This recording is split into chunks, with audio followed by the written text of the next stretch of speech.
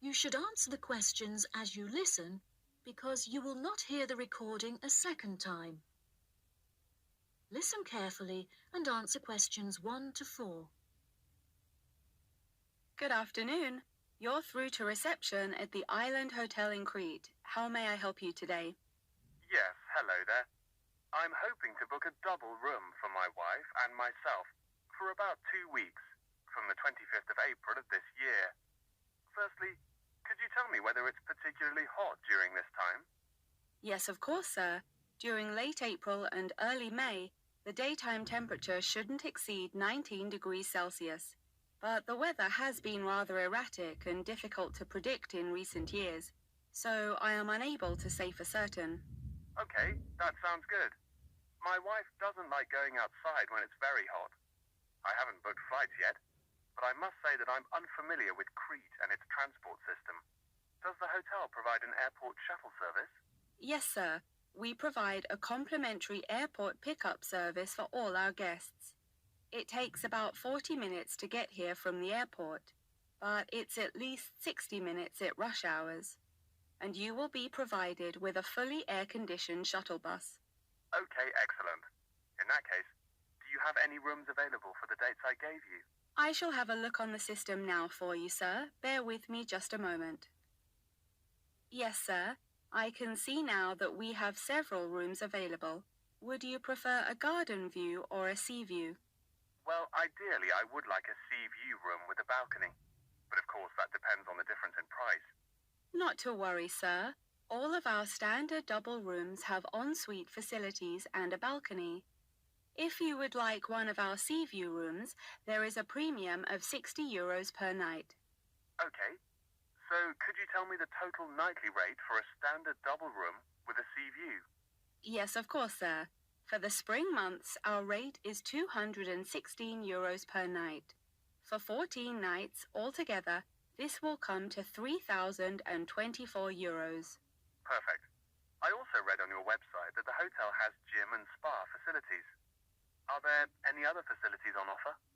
Yes, we have a large outdoor infinity pool overlooking the ocean, with luxury sunbeds and a poolside bar. We also have 3 full-size tennis courts, where we run a popular doubles tournament, with the winner receiving 2 all-inclusive spa day vouchers. Goodness, I shall have to brush up on my tennis skills. Before you hear the rest of the conversation, you have some time to look at questions 5 to 10.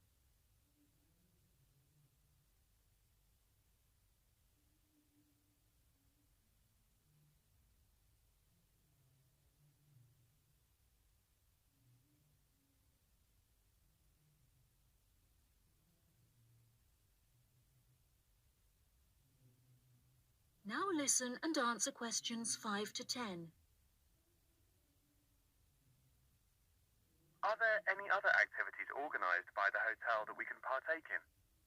It's just that it's our wedding anniversary on the 30th of June, and I would like to provide my wife with a perfect romantic getaway. I can assure you, sir, that your wife won't be disappointed. Ours is a 5-star resort, which is renowned for its luxury and beauty. In terms of activities, the hotel provides thrice-weekly entertainment. On Tuesdays, guests will take a minibus and partake in learning to cook succulent fish dishes with our Michelin-starred chef Enrique. The class will take place in a beautiful valley deep in the Cretan hills, where guests will be treated to an intimate piano performance by our in-house concert pianist Pedro. On Wednesdays, a select number of guests will be fortunate enough to explore the mountains by helicopter, before being transported to a tropical Cretan garden by shuttle bus. Finally, on Thursdays, after a fancy dinner, we provide a spectacular fireworks display, which guests can view from the comfort of a cable car. Oh, wow. That all sounds absolutely wonderful. I shall book the room now, and then I need to look at flights so as not to become extortionate. Would you like to take my details now or later? That is the end of part 1. You now have half a minute to check your answers.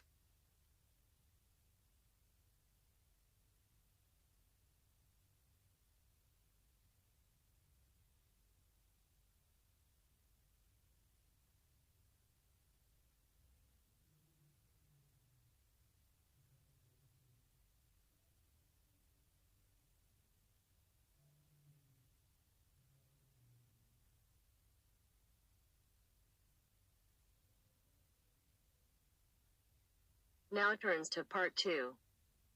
Part 2. You will hear a tour guide welcoming a group of visitors to the British Library and telling them about the library and what they will see there. First, you have some time to look at questions 11 to 15.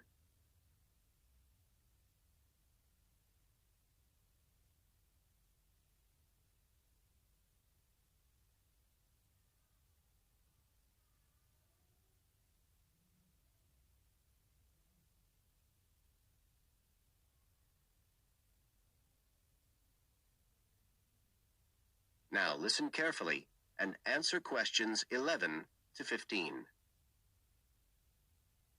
Good afternoon, ladies and gentlemen, and welcome to your very own tour of the British Library on this lovely afternoon. My name is Tony Walters, and I'm your guide for today. Could I please see your tickets for the guided tour? I'd also like to remind you that any tickets bought today do not include a visit to the reading rooms. I'm afraid we don't do visits on Fridays, or any weekday during working hours, so as not to disturb the readers. But if you do want to see those rooms, the only day there are tours is on Sundays. So, I don't want anyone to be disappointed about that today. Okay? Thank you. Right, we'll start with a brief introduction. As many of you know, this is the United Kingdom's National Library, and you can see that this is a magnificent modern building. It was first designed by Sir Colin St. John Wilson in 1977, and inaugurated by Her Majesty the Queen more than 20 years later in 1998. As you can see, the size is immense, and the basements alone have 300 kilometres of shelving, and that's enough to hold about 12 million books. The total floor space here is 100,000 square metres, and as I'll show you, the library houses a huge range of facilities and exhibition spaces, and it has 1,000 staff members based here in the building. So, you can appreciate the scale of our operation. In fact, this was the biggest publicly funded building constructed in the United Kingdom last century. It is still funded by the government as a national institution, of course, and it houses one of the most important collections in the world. The different items come from every continent and span almost 3,000 years. The library isn't a public library, though. You can't just come in and join and borrow any of the books. Access to the collections is limited to those involved in carrying out research. So it's really a huge reference library for that purpose, and anyone who wants to consult any materials that are kept here can formally apply to use the library reading rooms. You now have some time to look at questions 16 to 20.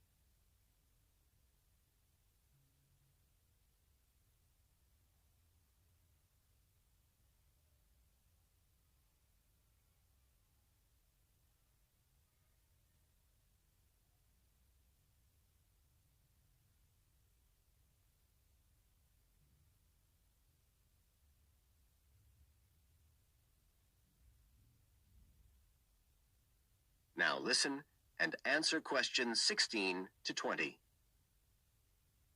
Right, well, here we are, standing at the meeting point on the lower ground floor, just to the right of the main entrance. I've given you all a plan of the building so that we can orientate ourselves and get an idea of where we'll be going. Now, outside the main entrance, you'll see the wide piazza with the stunning sculpture of Newton. The sculptor was Paolozzi, but it's based on the famous image by William Blake, and it's definitely worth a closer look.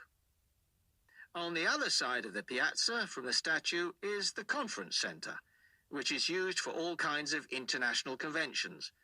We'll take a quick look inside at the end of our tour. Looking ahead of us now, you'll see that we're standing opposite the staircase down to the basement, where you'll find the cloakroom.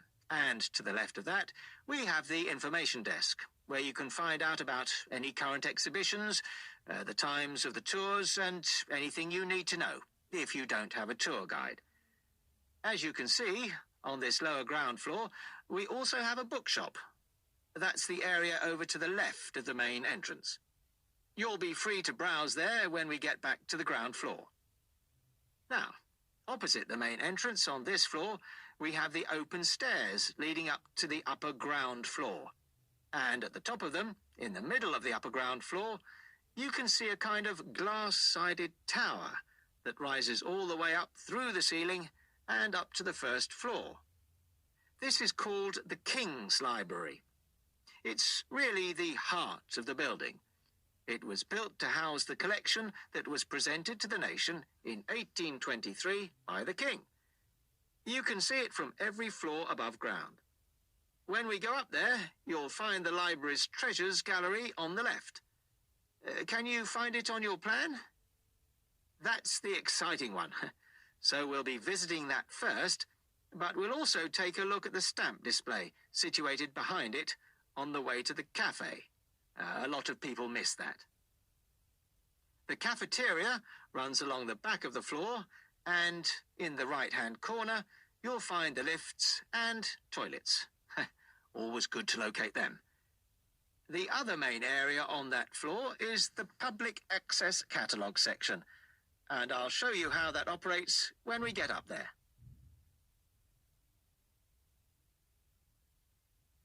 That is the end of part 2. You now have half a minute to check your answers.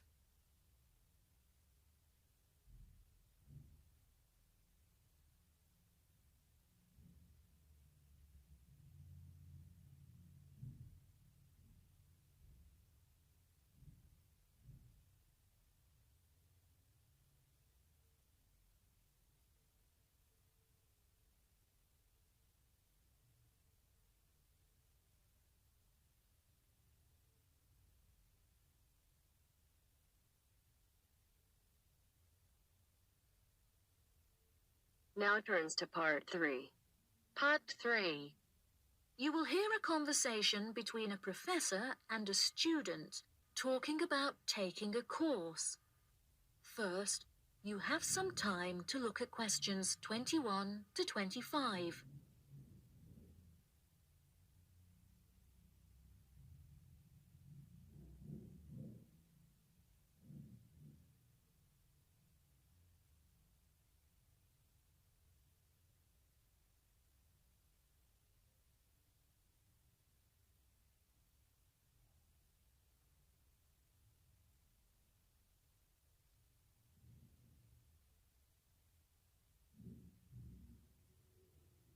Now listen carefully and answer questions 21 to 25. Excuse me, Dr. Twain. May I speak with you for a minute? Of course, please come in. I'm Charlotte York. I'm considering taking your course in tourism. Right. Well, Charlotte, how can I help you? I have been considering studying tourism. However, it is such an important decision that I would like to seek some advice about it first. Would you mind answering some of my questions? Absolutely. Fire away. Well, I have been discussing courses with my parents, and they are concerned that I will not be able to get a well-paid job with a degree in tourism. The reason that I want to study the course is that I have a great interest in the subject, and I think I would really enjoy it. I believe the only way that I will enjoy my life is if I enjoy my career. Happiness is far more important than money, don't you think? Absolutely. I would much rather be happy and poor rather than rich and miserable. Money cannot buy you happiness. I'm glad you agree. You needn't worry about money, Charlotte. A large part of the tourism course is dedicated to teaching students how to manage finances, a skill that you can apply to your everyday life as well. I would also recommend that you take a sideline course in time management, as this can be incredibly useful in efficiently planning your workload. Efficiency is the key to success. I'll remember that. Now, I have found that some students have natural talents that really help them to succeed in the course. Communication skills, for example, can be very beneficial.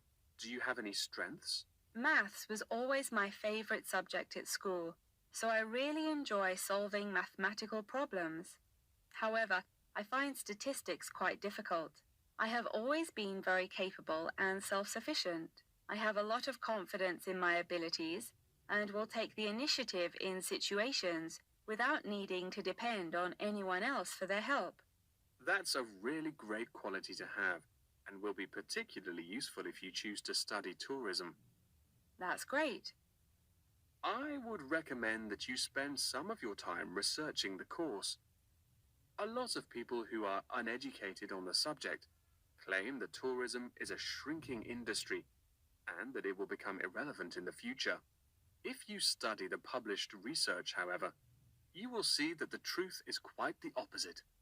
The industry has, in fact, grown significantly as people have developed an ever-increasing interest in culture and travel. Have you compared the university course with a polytechnic? Yes, I have. I was interested in studying the course in modules. However, the university doesn't offer that option. I don't have enough funds to be able to attend an expensive university, so I was relieved to see that the course is quite affordable. I also considered attending a summer school instead of university to save money, and so that I could work during the rest of the year. But I really wanted the university experience. I think that university would suit you well.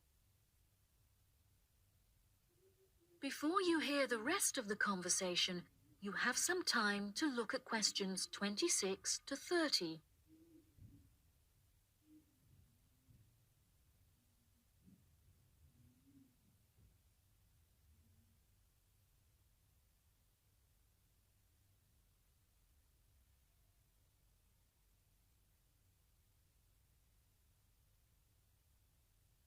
Now listen and answer questions 26 to 30.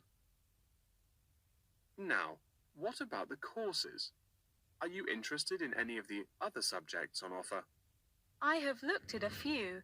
I was interested in travel and business as it sounds similar to tourism. That is really worth learning. However, be aware that it is difficult and will demand a lot of your time.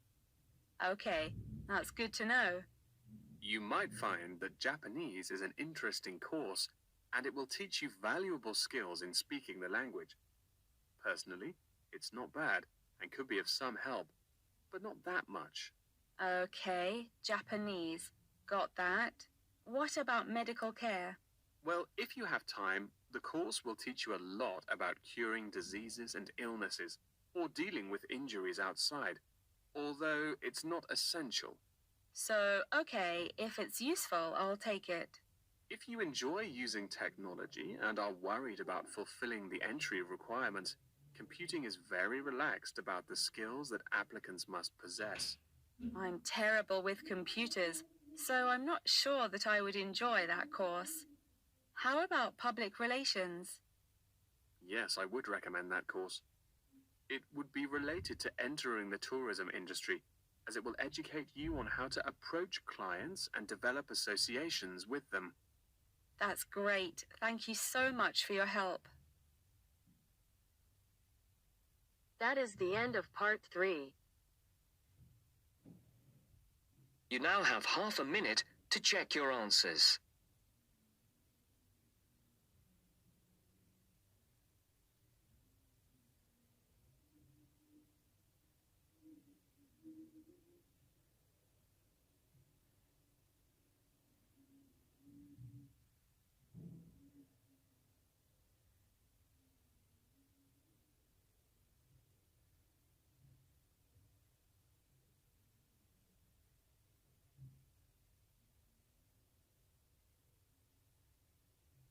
now turns to Part 4.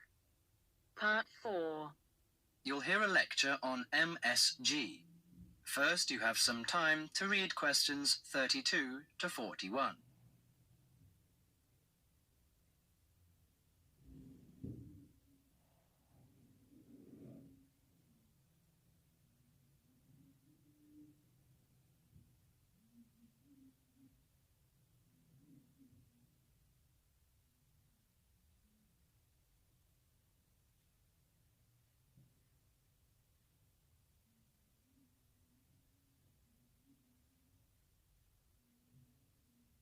Now listen to the conversation and answer questions 32 to 41. You've probably noticed that MSG appears regularly among the ingredients of your favorite foods. But what is it? How long has it been used? How is it used? MSG, or monosodium glutamate, is a chemical commonly used to add flavor to salty or sour tasting foods. The average person knows almost nothing about it, but today MSG is found in everything from potato chips to soup. Its principal component is an amino acid called glutamic acid or glutamate. It was identified by Professor Kikune Ikeda in 1908, but Eastern cooks have been using glutamate-rich seaweed as flavoring for more than 1,200 years. Glutamate is found in two forms: bound glutamate, which is linked to other amino acids forming a protein molecule, and free glutamate, that has no link to protein. Only free glutamate is effective in enhancing the flavor of food. Foods often used for their flavoring qualities, such as tomatoes and mushrooms, have high levels of naturally occurring free glutamate. MSG is usually produced through fermentation of corn, sugar beets, or sugar cane. The finished product is a pure white crystal, which dissolves easily and blends well in many foods. Monosodium glutamate enhances the basic flavor of many foods. New studies also show that MSG elicits a unique taste that is known as umami in Japan and often described by Americans as a savory, broth-like or meaty taste. Umami may be the fifth basic taste, beyond salty, sweet, sour, and bitter. As an integral part of cuisines around the world, this savory taste is common to the bouillons of Europe, the oyster sauce of China, the soy and fish sauces of Southeast Asia, the pizza of Italy, and the chowders and stews of America. MSG helps bring out the best natural flavors in a variety of foods such as meat, poultry, seafood, and vegetables. While MSG harmonizes well with salty and sour tastes, it contributes little or nothing to sweet or bitter foods. Results of taste panel studies indicate that a level of 0.1 to 0.8% MSG by weight in food provides optimum enhancement of the food's natural flavor. This is within the range of glutamate that naturally occurs in foods. Approximately 1/2 teaspoon of MSG is an effective amount to enhance the flavor of a pound of meat or 4 to 6 servings of vegetables or soup. MSG is a self-limiting substance. Once the proper amount is used, adding more contributes little to food flavor. Overuse of MSG, as with many other seasonings and spices, may cause some foods to have an undesirable taste. There is simply no substitute for wholesome quality food and good cooking techniques. MSG makes good quality food taste better, but will not improve the flavor of poor quality food. Disturbingly, scientists have known since the 1960s that MSG kills brain cells in young animals. Further research suggested that MSG may also be responsible for ailments ranging from skin rashes to irregular heartbeat and depression. Reports vary on just what percentage of the population is sensitive to MSG. One researcher put the figure as high as 30%, but food industry-sponsored studies have suggested it as low as 1 to 2%. Baby food manufacturers agreed to take MSG out of their products in the 1970s, but it is still widely used in other foods. This is because MSG is an economical way of stimulating great taste. If you're making a chicken stew but can't afford a whole chicken, why not use a little chicken and a lot of MSG? Consumer groups in the USA campaign regularly against its use, but for many of us, MSG will continue to be a part of everyday life. Food, it seems, will always be a matter of personal taste. That is the end of part 4. You now have half a minute to check your answers.